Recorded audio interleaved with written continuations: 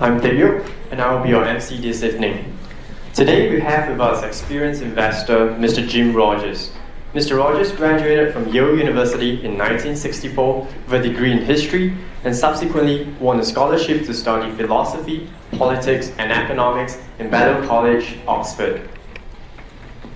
First venturing to business at the tender age of 5, Mr. Rogers sold peanuts and picked up empty bottles that were left behind after baseball games. His first job on Wall Street was with investment bank Arnold and Blickroder. He eventually left the firm in 1973 to begin the Quantum Fund, and it saw phenomenal portfolio returns of 4,200% in 10 years. As someone who holds a keen interest in investments and asset management, I have great respect for Mr. Rogers' investment analysis and his role as one of the pioneers of the hedge fund industry. His insightful commentaries on macro trends and investment calls make him an important read for any investor. For example, towards the end of 2011, a few months after gold had peaked at $1,900 per ounce, Mr. Rogers warned that the precious metal could hit a low of $1,200.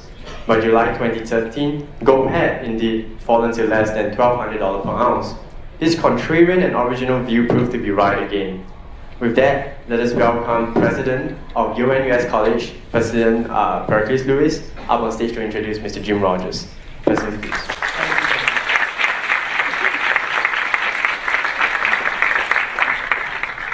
Welcome, ladies and gentlemen. It's a pleasure to welcome Jim Rogers, who is a famous Yalie, as well as being a resident of Singapore and a friend of Yale NUS College, as the fourth speaker in our Yale NUS President's Speaker series. Mr. Rogers has led a fascinating life, setting 3 Guinness World Records, authoring 6 books, traveling around the world twice, once on a motorbike and once in a Mercedes-Benz. He is something of a modern Odysseus. Many cities of men he saw and learned their minds. Our Yale NUS students will know what I'm talking about. And even once he returned from his first trip around the world, to paraphrase Tennyson, he could not rest from travel. This is a man who has enjoyed drinking life to the lees. Before introducing Mr. Rogers, I'd like to share with you some of the insights I've gleaned from his books. First of all, he emphasizes the importance of hard work. He went to Yale on a scholarship, and coming from rural Alabama in the early 1960s, he felt that he was at a disadvantage compared to many students who had gone to fancy private schools, but his hard work helped him to succeed at Yale. He went on to Oxford, where he made his first Guinness World Record by coxing in 2 important rowing victories for Balliol College. That's like the dragon boat. At Yale, he had studied history. At Oxford, he studied philosophy, politics, and economics.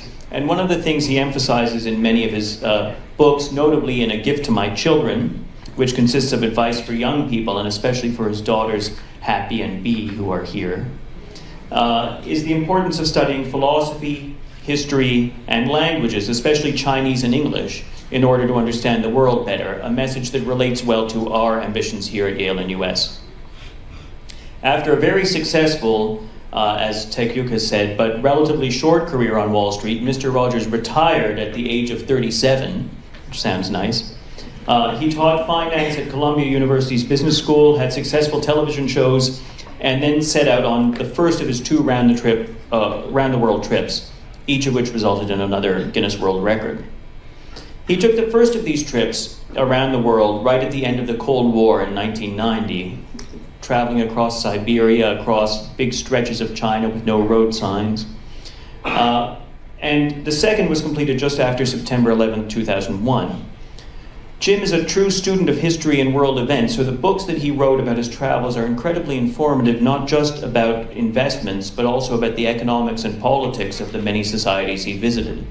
The 2 books together give wonderful snapshots of how much and how quickly the world was changing in the last decade of the 20th century. I've particularly enjoyed reading Mr. Rogers' interpretations of Singapore over the years. He was impressed when he visited during the trip that is chronicled in Adventure Capitalist, and that he's going to speak to us a little bit about today. And subsequently, he and his family moved here. In his most recent book, Street Smarts, he gives a thorough account of the many excellent features of Singapore's social system, and he also expresses some candid opinions about how to make Singapore even better. I imagine that he will share some of those views with us today. think we're very fortunate to have Jim Rogers here in Singapore and here at Yale NUS College, and it is my honor to welcome him today to speak on the topic, How I See the World and What I Am Doing About It. Please join me in welcoming Jim Rogers.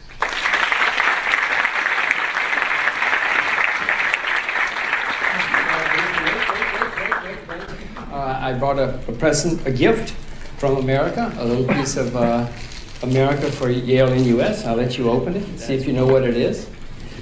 I can slightly get from the wrapping. You can't tell from the wrapping? A genuine Yale NUS Louisville Slugger.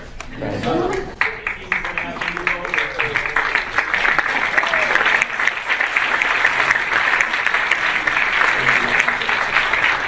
I also can announce, I guess you probably know, Pericles is going tonight to New Haven. But Pericles, I just got an email from my classmate, Chris Gedman at Maury's. Some of you may know what Maury's is. It's an old Yale club. And they're going to put a picture of you on the wall in Maury's because they have pictures of 42 people who either founded or were the first presidents of various universities. So you're going to be even more famous than you are now.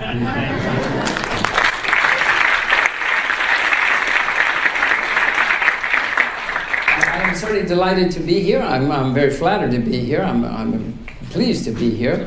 Yes, I did move to Singapore. My wife and first child, we moved here in 2007 because we decided this is the best place for us to live in the world for a variety of reasons. One of the reasons is I wanted my children to grow up speaking Mandarin, and we tried the cities in China, but they're so filthy, they're so polluted, that we couldn't bring ourselves to move there, and we kept looking at Singapore. And Singapore is great in many ways, including that in Singapore people speak English and people speak Mandarin. We didn't know people spoke bad English and bad Mandarin when we came here. But now there are many people who speak good English and good Mandarin. Don't get me wrong. I don't want you all rushing out to the Straits Times saying, "Do you know what Jim Rogers said about Singapore?"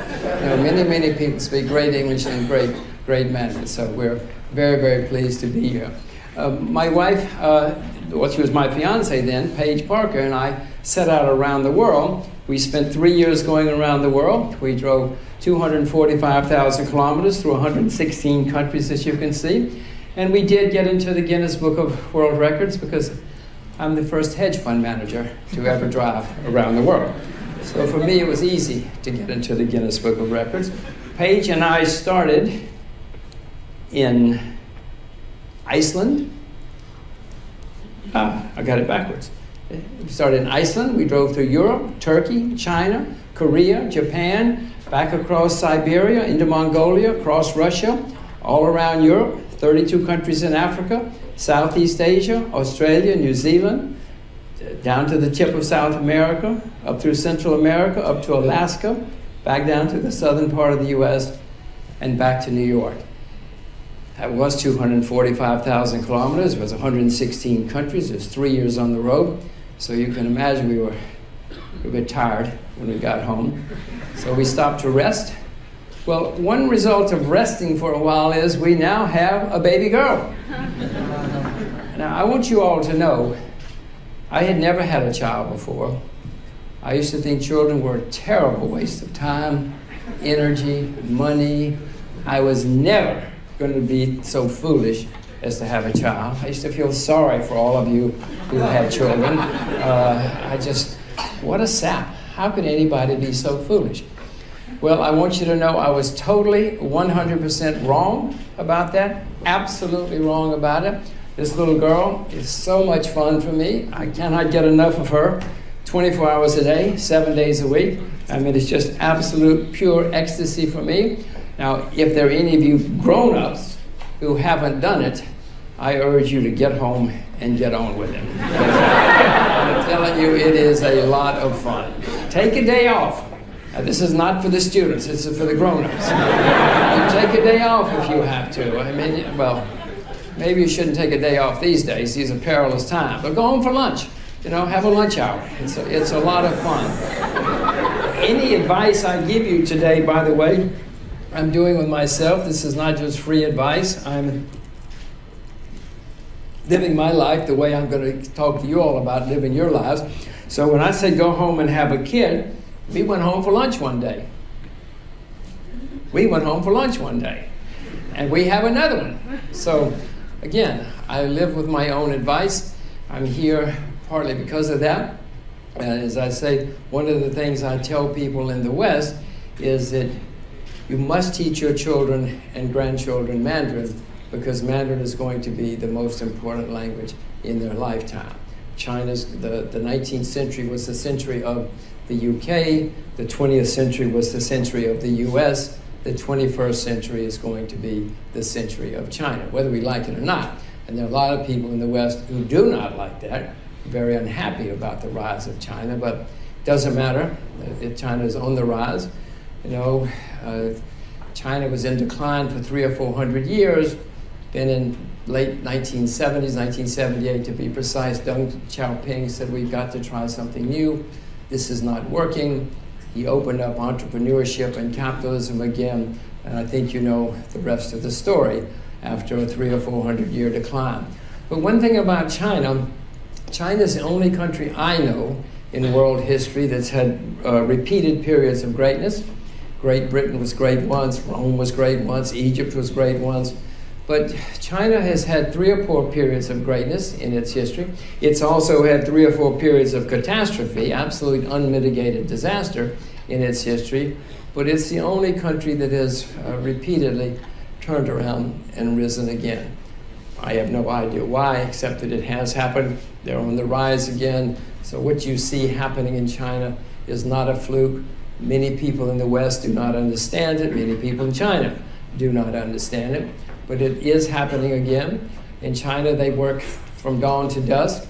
In China, they save and invest 35% of their income. In America, we save and invest 2% of our income. There will be setbacks along the way, I assure you. No country goes straight up, no family, no company, no individual goes straight up without setbacks along the way. China will certainly have them. In America, in the 19th century, we had a civil war, we had 15 depressions, we had a horrible, very few human rights, we had very little rule of law. In America in the 19th century, you could buy and sell Congress, you could still buy and sell congressmen, but in the 19th century they were cheap. You know, you could buy 3 or 4 for the price of 1. So I tell everybody to teach your children and grandchildren Mandarin. We have moved to Singapore, as I said, for that reason, and at this point, I will bring up my little girls up here, and they will show you a little bit about what they can do in Singapore.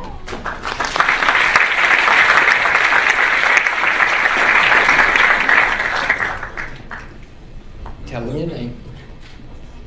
Yeah. 我的名字叫小蜜蜂。我的名字叫乐乐，大家好。 For those of you who don't know what they said, Baby B said, my name is Baby B, and Happy said, my name is Happy. 我今天要为你们大家表演一首歌，还有一首唐诗。在那遥远的地方，在那遥远的地方，有位好姑娘，慢慢走过她的上方，都要回头留恋地张望。她那粉红的笑脸，好像红太阳。她那美丽动人的眼睛，好像晚上明媚的月亮。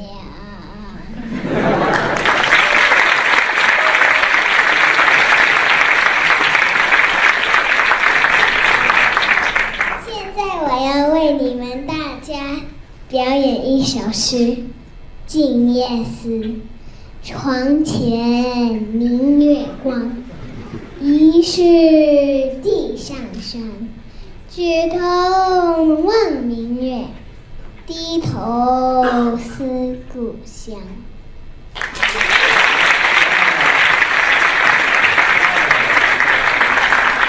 谢谢大家。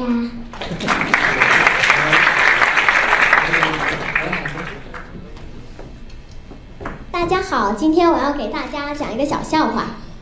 有一次，爸爸妈妈带我去一个很高档的餐厅用餐，我吃完饭觉得很无聊，就拿起一根不知从哪里来的皮筋，左弹右射，突然那根皮筋从我手指间脱手而去，你猜挂在哪里了？挂在一位男士的臀部上。过了一会儿，那个皮筋还是挂在那里，我不知如何是好，就问爸爸应该怎么办。你猜爸爸让我做什么？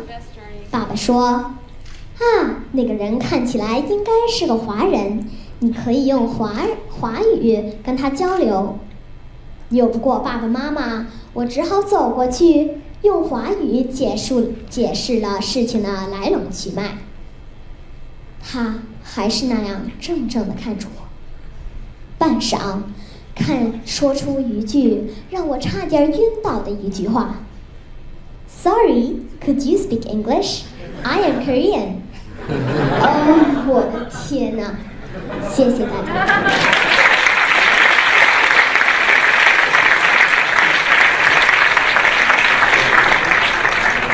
So, as you can see, we take our own advice in the Rogers family. I have to brag for a minute about Happy. In Singapore, they have a nationwide Mandarin-speaking contest throughout the school system. Believe it or not, Happy won it last year. Now, if you'd seen a movie with a blue-eyed child being the best Mandarin speaker in a Chinese nation, you would have walked out. You would have said, come on, this is garbage. Not only did she win it last year, she won it again this year. So it is true.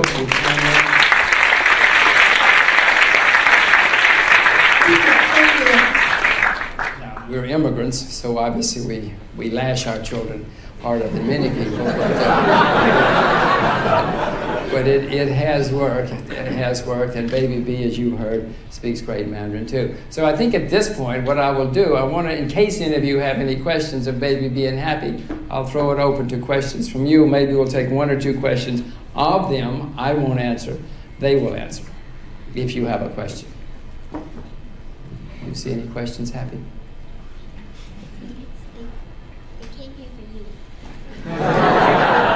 This lady wants to ask a question. You can ask in English or in Mandarin. I guess I'll ask in English. But my question is, how are both of you finding it in the Singapore school system?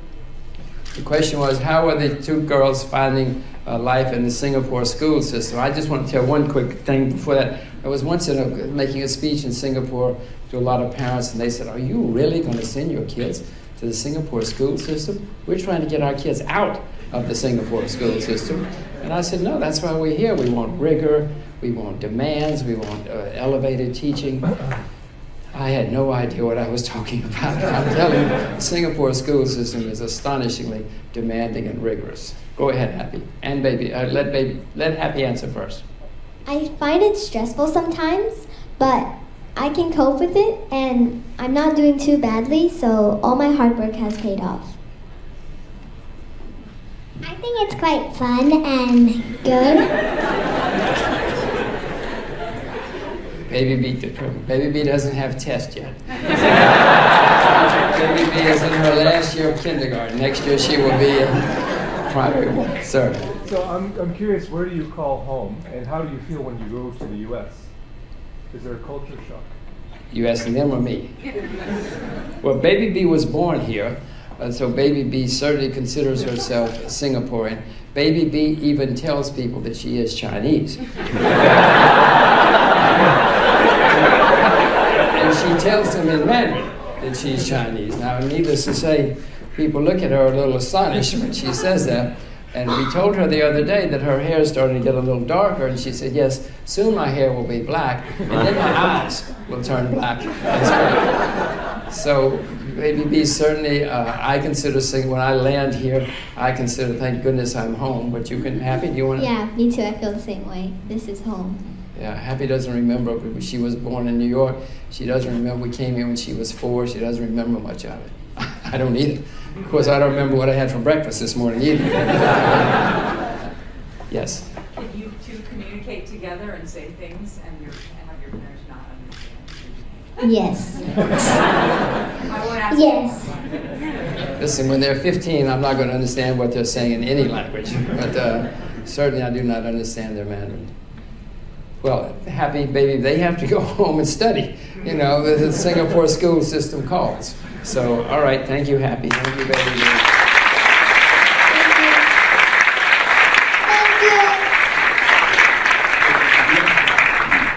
Give the microphones to the president.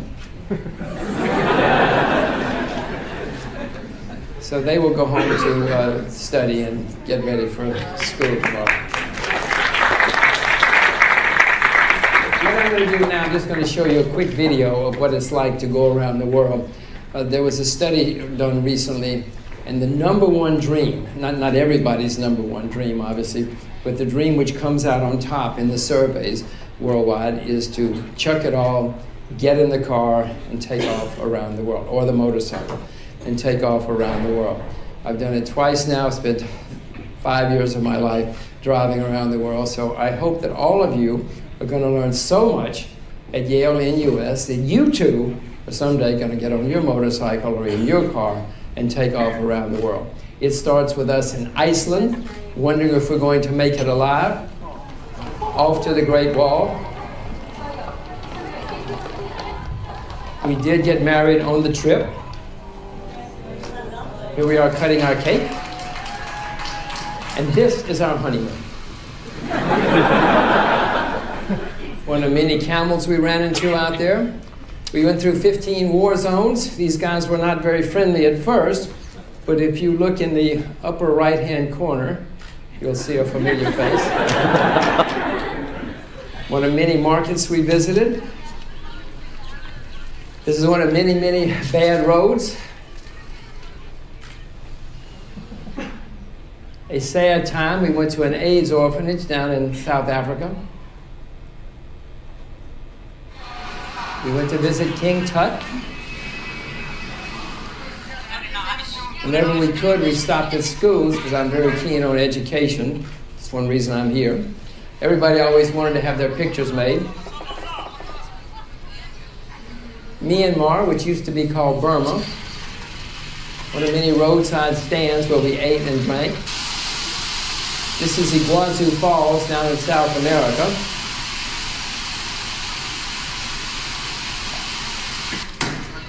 This is the bane of my existence. This is bureaucracy, red tape, regulations. This is the black market. This is a much higher class of people. And when we got back to the US, we kept going. We headed up to Alaska in the dead of winter.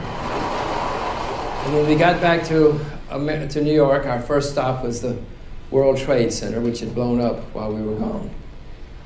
So what I'm going to do now, we're going to go around the world again. I'm just going to give you a few pointers about what's happening out there, but mainly what I'm going to do is, since we are at a university, I'm going to talk about some of the things that I wish I had known when I was 18 years old.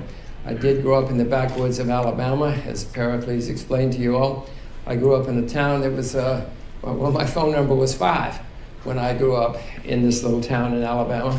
In fact, you might be interested, Pericles, my first weekend at Yale, I had to call my parents and tell them that I was alive and well, had made it. But in those days in America, it was cheaper to call on Sunday. So we called on Sunday because we didn't have much money. So I got the New Haven operator on the phone, and I said, I want to call Demopolis, Alabama, and the phone number's 5. Yeah, she said, 5 what? I said, just 5. You mean all 5s? 5, 5, 5, 5? I said, no, just 5, operator. She said, are you a college student? I said, yeah, I'm a freshman at Yale. Very proud of myself. She said, well, I don't think this is funny, college kid. So, but then I said, no, I got to call. It's my first weekend in the North. I have to tell them everything is okay. I persuaded her, so she got the New York operator on the phone, who got the Atlanta operator on the phone, who got the Birmingham operator on the phone. Finally, she got the Demopolis operator on the phone, and she said, operator, I have somebody here who says he wants to call Demopolis, Alabama, and the phone number's 5. Well, the Demopolis operator never missed a beat. She said, oh, they're not home now, they're at church. And you could hear the New Haven operator saying, college boy, what's wrong with you? Why are you trying to call your parents when they're at church? You should know better than this. So anyway, it was a very small town. I got to Yale. I didn't know much of anything about anything. It was a very backward existence in the little town where I grew up. But I got there and I realized very quickly that I was in over my head. I realized that everybody there was better educated, more sophisticated, more exposed, more experienced, and certainly smarter than I was. So I worked very hard, but boy, did I have a good time. Had an extremely good time at Yale. So all of you who are here at Yale, I suspect that you're going to have a wonderful time. From what I read and from what I hear so far, you must be having a good time. Is there anybody here who is a student at Yale in the U.S. who's not having a good time? You see, he's turning around to see. I'll tell him not to turn around. Any of you not having a good time? I will tell you, when I first got into New Haven and I started going to classes, boy, was I in over my head. I had to study my head off. That's why I survived. But in the end, I was way, way in over my head. I don't know if any of you have had that experience. From what I read, you're all certainly much more qualified than I was when I went to Yale, at least Yale and New Haven. So I worked very hard, but it paid off. It paid off in the end. So we didn't see anybody who's unhappy. So Pericles, after he leaves, I'll ask the question again, is there anybody not having a good time? Now, some of you, frequently when I speak at universities, people say to me, well, what should we study? Here we are at college. We want to be rich. We want to be successful. We want to be like you. And I say, well, what you should study if you really want to be successful in life is you should study history and you should study philosophy without fail. They say, no, no, no, no, we want to be rich. We don't want to waste our time on things like history and philosophy. And I always explain to them, no, no, I'm quite serious. Pericles mentioned I did major in history at Yale. I did study philosophy, politics, and economics at Oxford. And I try to explain to them, they say, well, shouldn't I study accounting, or shouldn't I study marketing, or shouldn't I study investment analysis? So I said, no, all that's a total waste of your time. Whatever you learn in university is going to be wrong, and you'll have to unlearn it when you get out there in the real world. So please do not waste your time studying things like that. But history will show you how the world is always changing. Will show you that whatever you think today is not going to be true in 15 years. Pick any year in history you want, and then look at and see what people thought. Say, let's see, you all were probably born around 1990. Pick 1990 and see how people thought.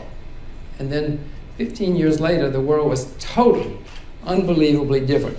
Pick any year, 1900, 1930, any year you want, and you will learn that the world is changing and changing dramatically. And it's one of the most important things that will help you be successful in life if you understand that, because when everybody else is looking out the window and saying, the sky is blue, you will know enough to know that in 10 or 15 years it's going to change, and I'm going to figure out the change, and I will be successful too. I studied philosophy, and it helped me. Now, when I was at Oxford, I was not very good at philosophy at all. I was pretty hopeless at it, as a matter of fact. But I did figure it all out later. Later years it came, I said, oh, now I see what they were talking about. Now I understand what this philosophy is all about. But philosophy will certainly teach you to think. It will teach you to think like most of your peers will not. Most people, unfortunately, in life do not think for themselves. They certainly don't think at all, much less for themselves. But if you study philosophy, you will understand that the world is not as it seems, and that things around that corner are different. I can remember the first time I went to my philosophy don, and he said something about, well, the sun comes up. I said something like, well, the sun comes up in the east. He said, how do you know? I thought he was a damn fool. I'm sure he thought I was a damn fool. He was probably right, that I was the one who didn't have a clue. But they certainly taught me how to think a great deal. So I hope you will study philosophy. I hope you will study history. But more important than that is that you study whatever your passions are. The people in life who are most successful are the people who figure out their passions, and many people never do, but figure out your passions and then pursue them. Study whatever you think is wonderful. And I mean, if your passion is to study gardening, I assure you, your professors are going to say, you didn't come to Yale to study gardening. And your parents are going to say, oh my God, what have we done? We didn't send you to Yale in US to study gardening. It's expensive. And all of your classmates are going to laugh and ridicule you and say, what is wrong with you being so interested in gardening? But someday, you're going to be so happy, you're never going to go to work, you're going to wake up every morning, you can hardly wait to get going to your gardening because you're having so much fun, and someday you're going to be the gardener at Buckingham Palace, and someday you're going to have a chain of garden shops all throughout Asia. Your stock is going to be listed on the New York Stock Exchange, and your parents are going to say, we knew you would be a good gardener. Remember how we used to give you seeds? And Pericles is going to say, we encouraged you. Remember how we tried to give you a rounded education and show you plants and trees and things like that? And your peers are all going to call you and say, gosh, we need a job, you know? We didn't pursue our passions, we did something else. Now we're investment bankers, so we don't have a job. So can we please come to work for you in your garden shop? So figure out your passions, pursue them no matter what they are. I had no clue when I was a senior at Yale. When I was a senior at Yale, I was going to go to law school and medical school and business school. I was obviously a confused young man, had no clue. Quite by chance, I stumbled onto Wall Street. Before that, I knew nothing about I knew it was in New York. I knew something bad had happened in 1929, but I didn't know there was a difference in a stock and a bond. When I stumbled onto Wall Street, I happened to like the guy, so I took a summer job. But I immediately fell in love. I knew I was at the right place because this was the place, my main passion had always been, even in the backwoods of Alabama, to try to figure out what was going on in the world and to know as much of the world as I could. And here was a place where they would pay me, and pay me a lot of money if I did it well, to figure out, just to know the world and to know what was coming and to know what was going to change. I mean, I would have worked for nothing. I couldn't afford to work for nothing, but if I could have, I would have worked for nothing because this was unbelievable to me. So if you can find that place, that profession, that pursuit, whatever it is, I urge you to do so. Now, most of you are too young now to probably know yourselves. Some of you may be lucky enough to know yourselves, but work at it. Try to figure out what you love the most, and don't listen to me or Pericles or your friends or your parents. Figure it out for yourself, what you yourself love, and then you will be extremely happy and successful. One other piece of advice I'm going to give you is, and most of you have already done it, I think, let's see, what are you, 60% from Singapore? Well, those of you who are from Singapore, a strong piece of advice I give you, but I give this to no matter where I'm speaking, I urge you to get out of here for a while. It's extremely important that at least in my view, it's extremely important that everybody spend time outside of their own country, whatever it is.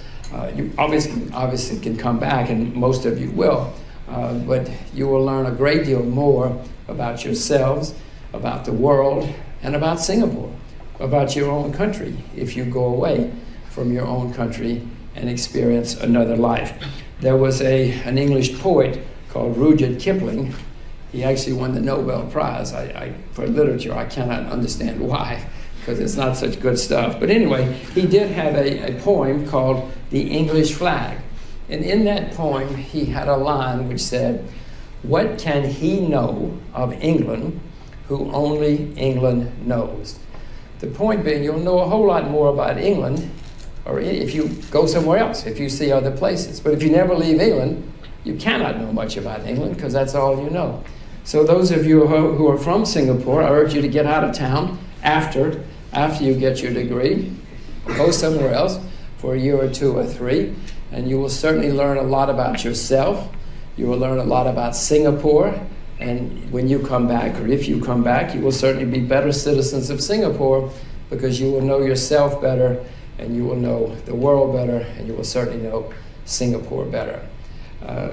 But do finish your degree here before you go, because there are people who drop out of school, and I assure you that in the end, you're better off getting the degree. Now, I know there are people who dropped out of school and didn't get their degree, Gates, for instance, Bill Gates, but for the most part, I urge you all to finish your study here, and if it gets to be too tough or too unbearable, go see Pericles. And take your own baseball bat and hit him over the head. So I have many other things we can talk about. We've talked about the rise of China. One other thing that I guess we should talk about, for those of you who are looking for new lives in new countries, I'm extremely optimistic about Asia. You heard what I said before about the rise of China and the rise of Asia.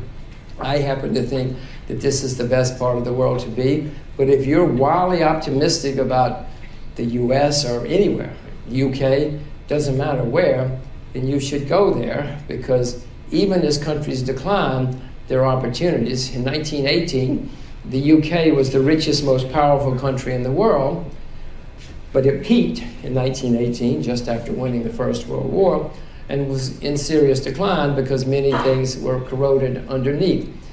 Within one generation, the place was a shambles. There were exchange controls. The economy was falling apart. In 3 generations, the UK was bankrupt and could not even sell government bonds, and the IMF had to bail them out. Again, from history, you would know this, but within 3 generations, the UK went from being the richest, most powerful country in the world to being bankrupt and bailed out by the IMF. But that did not mean that a lot of people didn't have a lot of fun in the UK. A lot of people became very successful. A lot of people became rich. Even as the UK was going down the tubes, you could make, if that was your passion, if you found your passion, you would probably make a very successful and happy life. I happen to be extremely interested in Asia at the moment. I'm very optimistic about Myanmar as we speak. Myanmar, Burma in 1962 was the richest, most powerful, the richest country in Asia.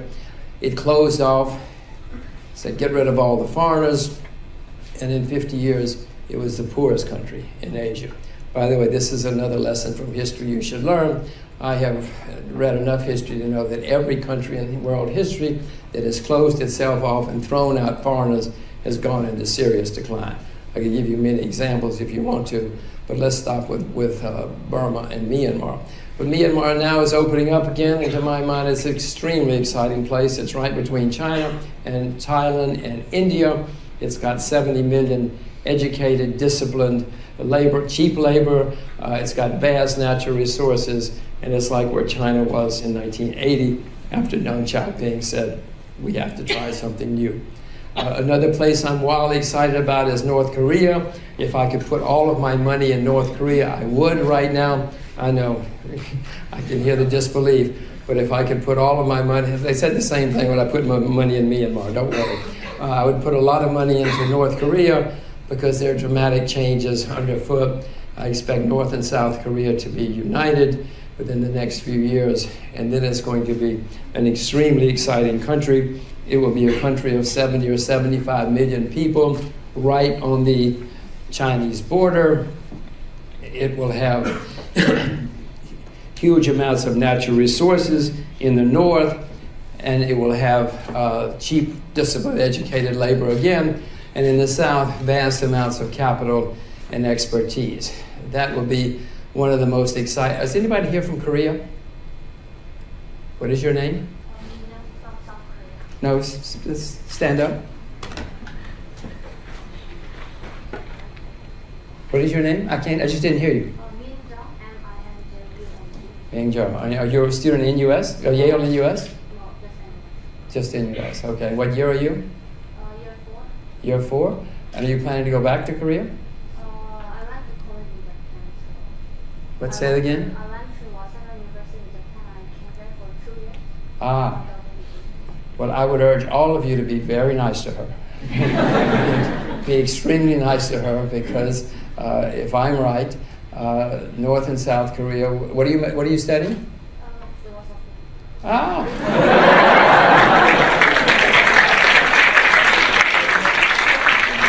Is this a setup? Okay, thank you. Gosh, wow. What year were you born? Also, No, what year? 1990. 1990. That's what I said. Well, very good. You're at the right place at the right time. I expect that that country will be one of the most exciting countries in the world once they're united, because I told you its strength and its assets, and they're right there on the Chinese border. And the Chinese, by the way, the Chinese are pouring huge amounts of money into North Korea now, and so are the Russians as well. They're also neighbor with Russia for a few kilometers.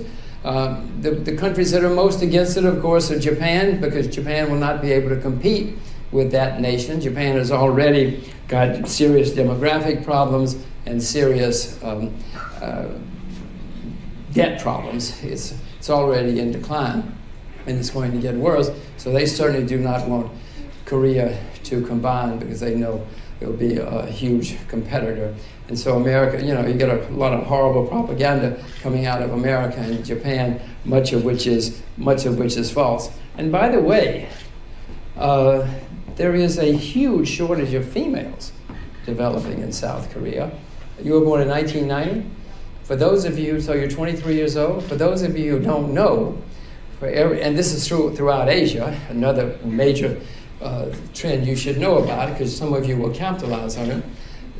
In South Korea right now, for every 125-year-old females, there are 120 25-year-old males. And in China last year, there were 100 girls born for every 119 boys that were born. In parts of the Punjab in India, they cannot find wives. There's a lot of kidnapping going on in Central Asia now, because people cannot find wives, because there's a huge shortage of females developing in Asia. This happened in Europe 1,000 years ago. Huge shortage of females developed, and so the status of women went from here to here. And in those days in Europe, boys' families paid the dowries to the girls' families. It's be quite the opposite of what happens in Asia now, because there was a shortage of females. Females went on to run city-states, they went on to run many companies. The status of women went through the roof.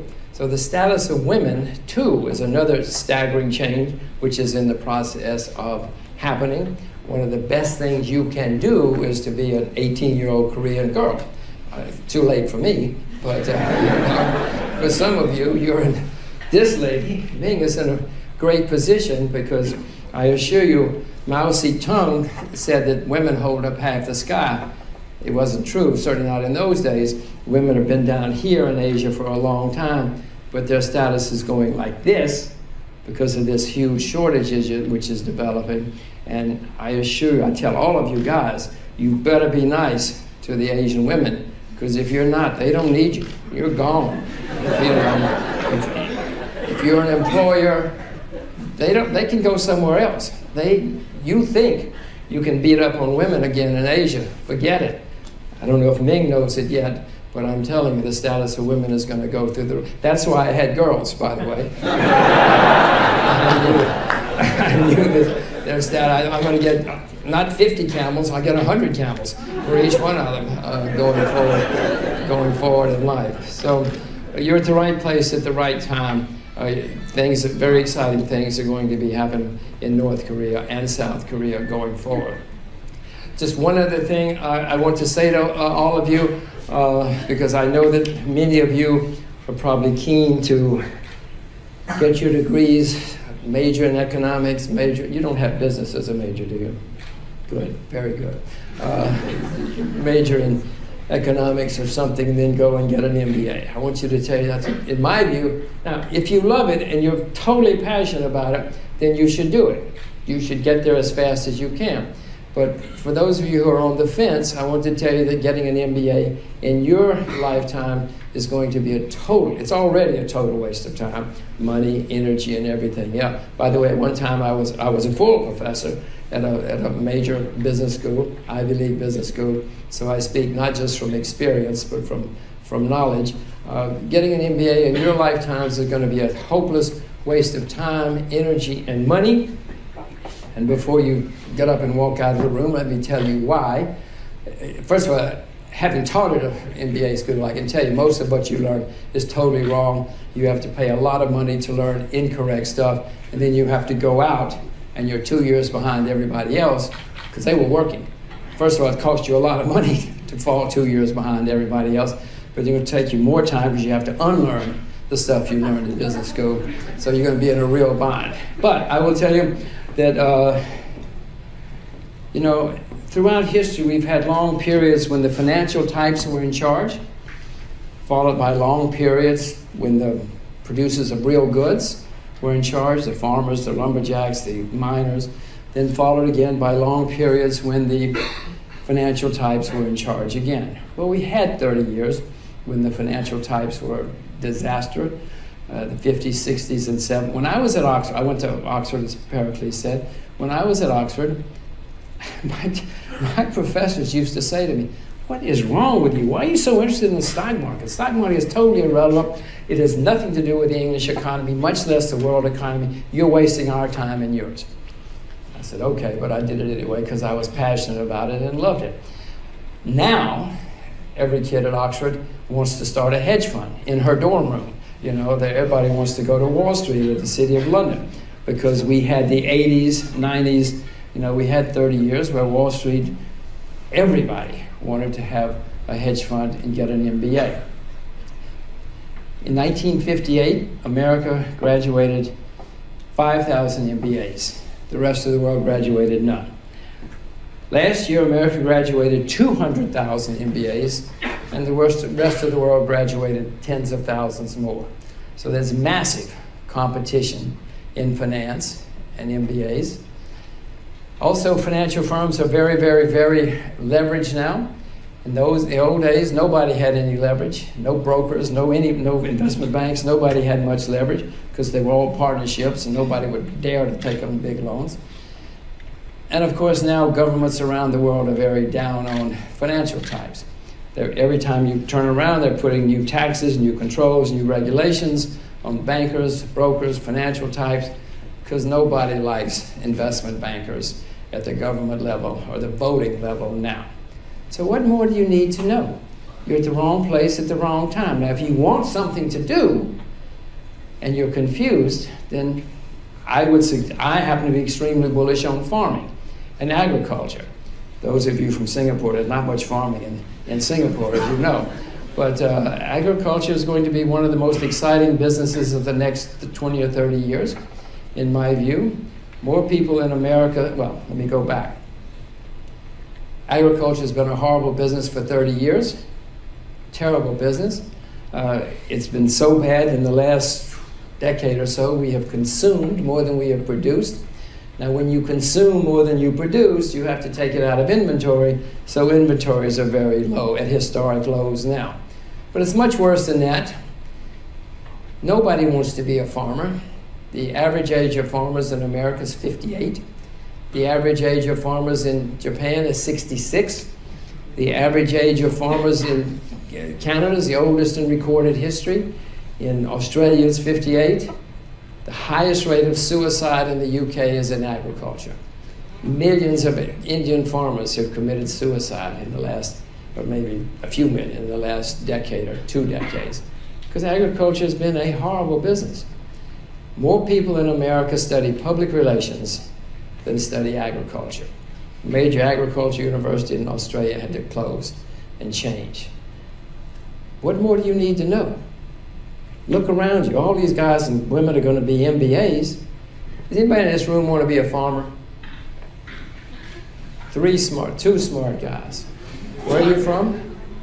Singapore, Hungary. Singapore, well, you should go to Hungary. Don't do it in Singapore. Hungary has vast, vast, vast flat lands that have been great agricultural lands for centuries. So only 3? Okay, what more do you need to know? Do any of you know a farmer?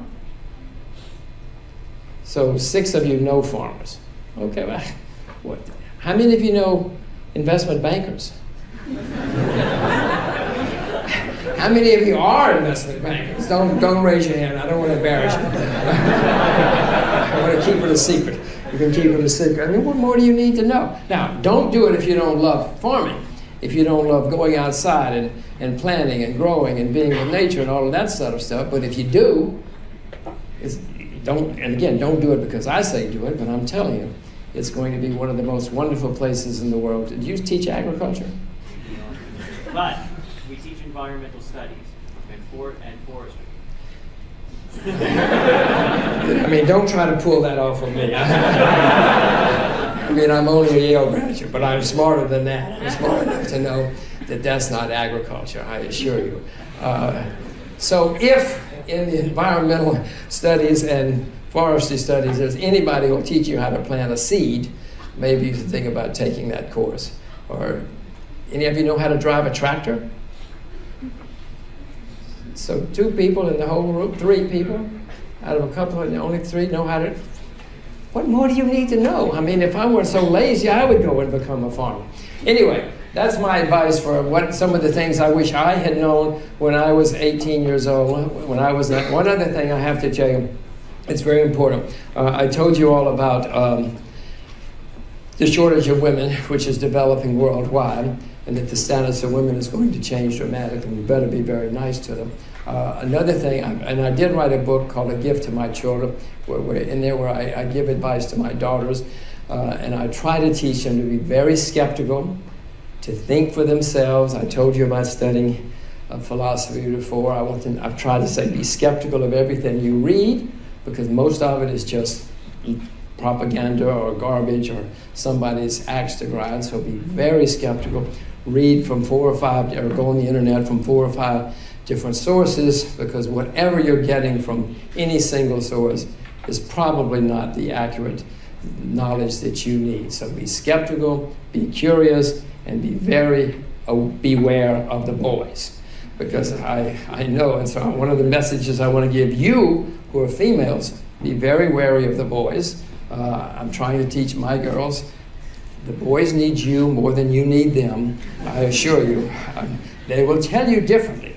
They will give you such a good story. Oh my gosh, you can't believe some of the stories you will get.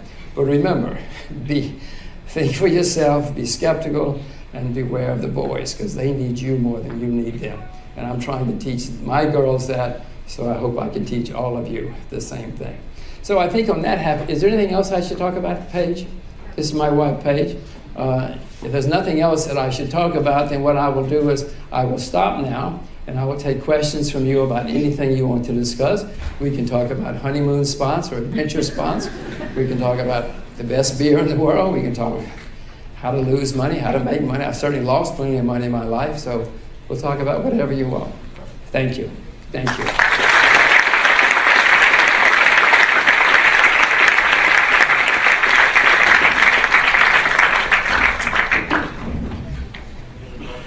Yeah, let me just get a little wetness in my throat. So our tradition for our president speakers is that I get to come up and moderate the questions. I have a few of my own in my back pocket, but I'll wait first to see what questions people may have in the audience for Jim. What does that say? Have at it. You can ask me about anything you want to. Microphones in either aisle. Yes, Maeve, can you stand up and go to the microphone? Yes, go ahead. You're the first at the mic. You get the first one. Huge fan of yours, Jim. Thank you. What was going through your head when you decided to retire in your 30s? I mean, for example, George Soros is still working on his fund. He still hasn't retired yet. Just curious, what was going through your head? Well, I told you I grew up in the backwoods of Alabama, and for some strange reason, I really wanted to see the world, and I really wanted adventure. I can remember saying to my girlfriend when I was 16, I'm 16, and I've never been anywhere. And she said, well, I'm 16. I've been a lot of places. I've been to Birmingham. I've been to Montgomery. I've been to Huntsville. These were cities in Alabama. And I said, it's not quite what I had in mind. But so for some strange reason, in the back of my poor brain, I'd always wanted to have adventure and see the world. And I used to think that I was going to retire when I was 35 and go and have adventure and see the world. I did not want to wake up when I was 75 and still be sitting in front of a computer on Wall Street. I wanted to have more than one life. And it's been a long felt and held passion of mine, desire of mine. So I suddenly had made a little bit of money, more money than I knew existed in the world when I was from the backwoods of Alabama. So I had a little money, so I did it. To my shock, I did it and set off. As you know, because Pericles told you, I went around the world twice, and I've had other lives since then. I presume I would have had more money had I stayed on Wall Street, but then, you know, I'd probably get hit by a bus when I was 75 going home to my computer from Wall Street. That's not my idea of how I want to live my life, for better or for worse. Okay. Hi, Mr. Rogers. I'm from a farming background in Ireland, so I was just wondering, what do you think are the prospects for agriculture in Ireland, or should I be buying elsewhere? So, May, you're in Yale in U.S.? No, I'm just in NUS. In the law school. And you went to university in Ireland first? Ireland. I'm on exchange here for 1 year. Where in Ireland did you go to university? In Dublin, UCD. TCD? UCD. Oh, UCD. Ah, yeah, UCD. Fabulous. Good. And how old are you? I'm 21. 21? And you're a law student here? It's an undergraduate degree. Okay, well, but then why are you asking me about agriculture? May, did your parents tell you to go to university and study agriculture? I mean, to study law? No. Who told you to study law? No one did. Ah, okay, so you did it yourself. Okay, well, yes, I'm very keen on agriculture in Ireland as well. Ireland, as those of you probably know, has a long tradition of agriculture. It's a small country, but they do have a lot of rich soil, a lot of rain. And so, sure, there are better places to go in agriculture than Ireland, but right now it's fairly cheap because of the huge collapse in Ireland. Ireland went bankrupt. But no, by all means, go back. Start a farm. I'm sure half the guys in this room will want to marry you. And come live on the farm with you. I am very optimistic about agriculture, including in Ireland. Jim, you've emphasized studying languages, which is music to my ears, and you've emphasized Mandarin and English. But here's my question. If there are great investment opportunities in Korea, why not study Korean or some language that might be a little bit more out of the way, the Hungarian, for example? Wouldn't there be some benefit to studying some of the less well-studied languages? Yes, of course. I happen to emphasize Chinese and or Mandarin, not Chinese, Mandarin and English for the obvious reasons that I think China is going to be the next great country, and you can look at the map. That means all of Asia, with 3 billion people, will do well. But if you're really keen on Korean and you go there, there are not many people in Korea who speak other languages. If you can speak Korean and you know the outside world, you're going to do extremely well. Most of them speak English. But if you could speak Chinese, say, and Korean. Do you speak Chinese, Ming? You do? Well, you guys better get over and be very nice to her. I'm telling you, you better be extremely nice to her. There are very few Koreans who speak Chinese, much less English. And yes, Korean is good. There are plenty of other. You go to Burma, learn Burmese. Go to Myanmar, learn Burmese. There are plenty of niche languages which will do you well. My daughter, baby B, who you saw, the little one, is also taking Spanish lessons because I figure if she has Mandarin, English, and Spanish, a Romance language, she can go just about anywhere in the world. You can ask me in 30 years about baby B. That's great. Hi, Mr. Rogers. Sorry, tell me your name and where you're from. My name's Kat. I'm from the United States. Where in the United States? From California, but I go to school in New York. What? Why are you here? You lost? No, I'm seeking adventure, I guess. I'm pursuing my own passions. Oh, wow. Sign her up. Go ahead. I'm wondering how you feel political, social, economic, and especially environmental sustainability factors into your whole worldview. Well, one has to take all of those things into account when you're making an investment or any decision going forward. Certainly political. I mean, I for instance, back in November, invested in an airline in Thailand. Shows how much I know. You know, Thailand's a civil war now. You know, so my airline stock has gone down a lot, as you can imagine. You have to take into account the political, social, and economic, certainly the political and social things that are going on, or you're going to go broke.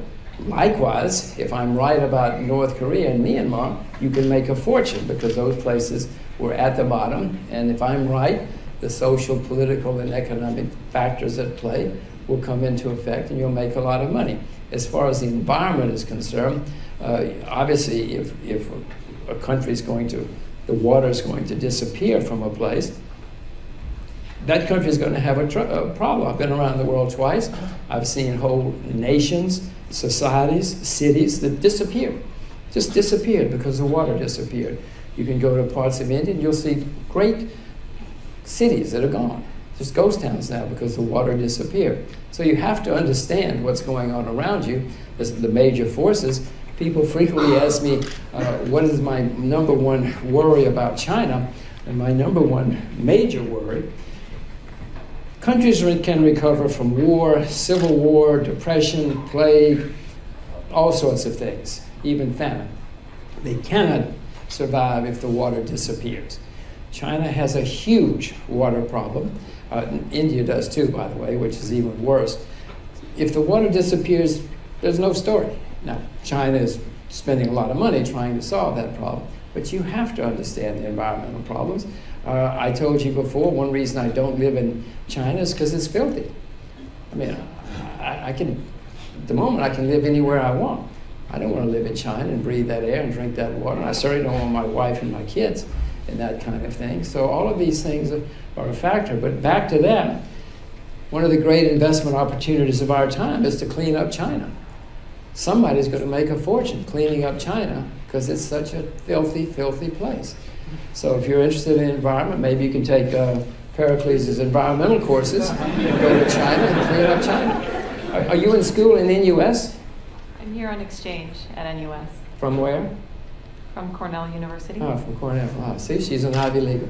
Okay, thank you very, very much. Ag school. So I'm going to ask for a few questions and then have Mr. Rogers respond to a few in a group because we're running a little short on time. So first at this mic. Okay, hello sir, I'm Nick from the Netherlands, and I had a question. Back home I'm doing the liberal arts and science program, since I'm not only interested in my major medicine but also economics, Mandarin, philosophy, whatever. Oh my gosh. And that's, as far as I know, that's the same system as Yale and US has. But what I wonder, if I listen to your story, doesn't that contrast with like finding a passion? So being widely interesting, want to know a lot about everything, is that not a good idea if I should find a passion? Where are you from in the Netherlands, Nick? Utrecht. Utrecht. It's in the middle, close to Amsterdam. Okay. Well, the beauty of Yale, for me, and even more than Oxford, was that it exposed me to a lot of stuff. You got to remember, I came from the backwoods of Alabama. I didn't know anything when I got. I didn't know how to dial a phone when I got there. So that exposed me to vast different fields, and that helped me, expose me and learn a lot. And then from there, and then I did more at Oxford, from there I found what I loved. But because I had this well-rounded education and well-grounded education, it helped me find my passion, but more importantly, it helped me succeed at what I was passionate about. So at this stage, how old are you? 20. You were born in 1993? Yes. Gosh, it's amazing that anybody was born in 1993. It will help you find your passions, but you need to be exposed to a lot of stuff. One of the reasons I said that all of you should leave your home country, you've already done it, and go, is because you will learn and you will be exposed to whole different ways of life. So yes, go ahead. Study many different things as you can while you're 20, 21, 22. See as much of the world as you can, and then figure out your passion, and then get rich, and give my daughters jobs. Okay? They're going to need a job someday. Okay, thank you. Thank you. Go ahead. Hello, Mr. Rogers. Very happy to talk with you. Thank you. What is your name? My name is Zhen. Zhen. Jen, where are you from? China. So where in China? Anhui province. And are you a student in U.S.? Yes. Yale in U.S.? Just in U.S. Just you. Okay, go ahead. Okay, basically, We've got a lot of people in here, Jim. Now, remember that only a third of this whole room is Yale and US students, because we only have 150 students. Okay. Has anybody dropped out of Yale and US yet? Nobody ever drops out. Has anybody been thrown out? No comment on that. Some of the most successful people in life get thrown out of college, so go ahead, sir. Okay, basically I have two dreams in my life. First one is I want to build a very great international company, like internet companies like Google and Apple. And the second dream is to be the great politician, to lead China. Okay, so also I have two questions. First question is I want to ask what is going to happen for China's internet industry in the next 20 years? What year were you born? 1991.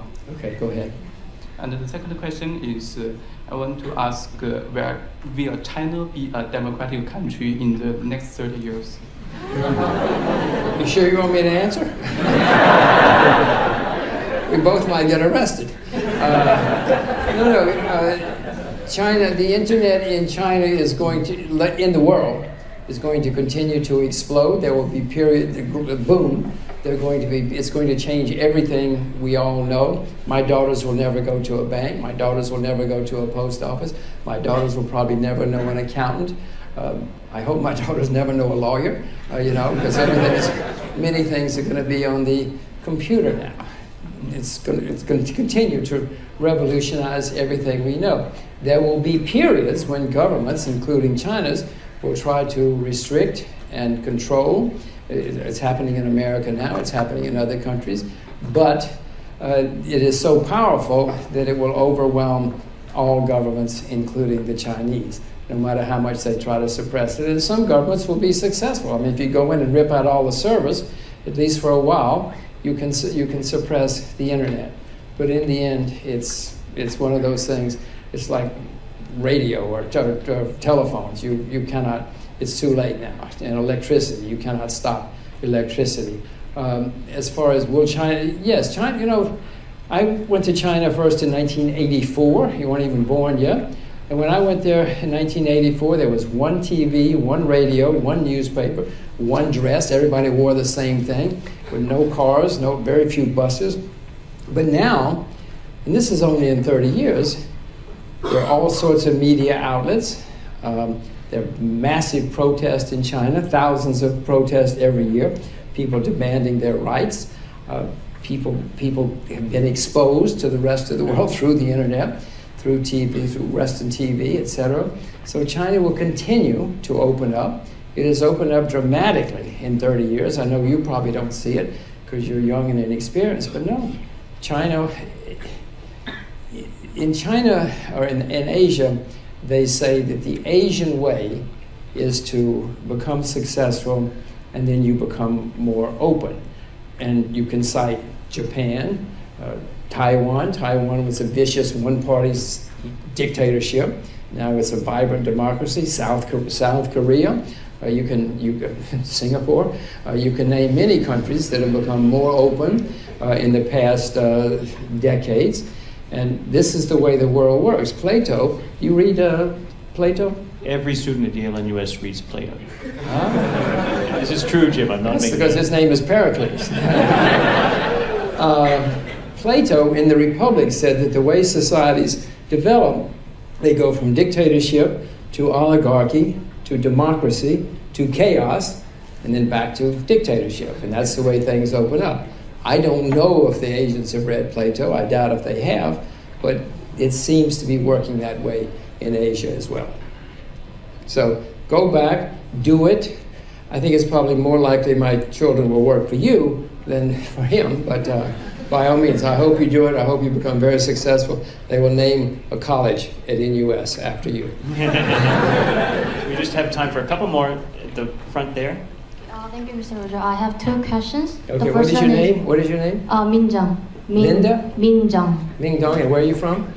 Korea.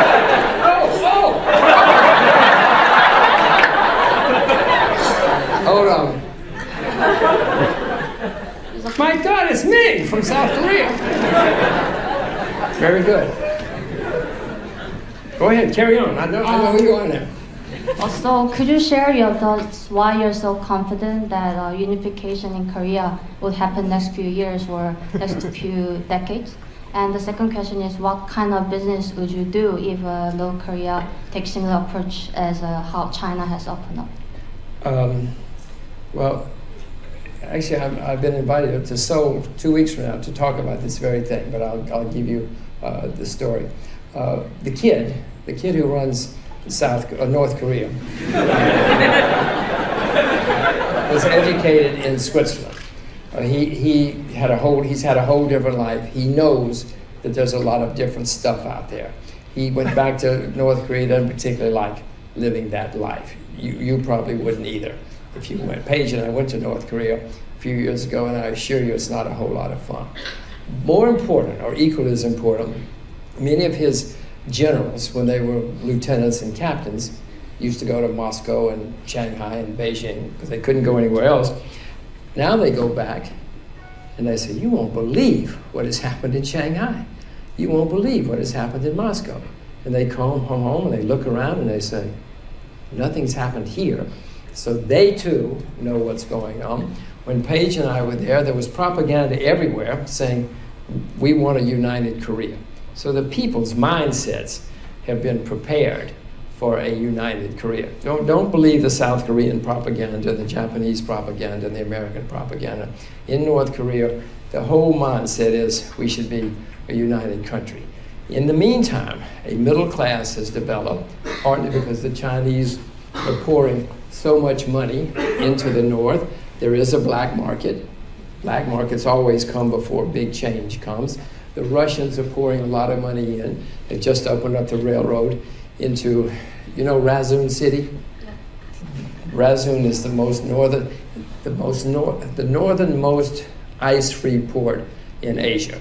The plan is that huge amounts of traffic will now go from the Trans-Siberian Railroad to Europe. It's faster. Putin has spent billions of dollars opening up that whole part of Siberia. By the way, it's going to be very bad for Singapore because the port here is going to suffer dramatically when much of the traffic goes that way.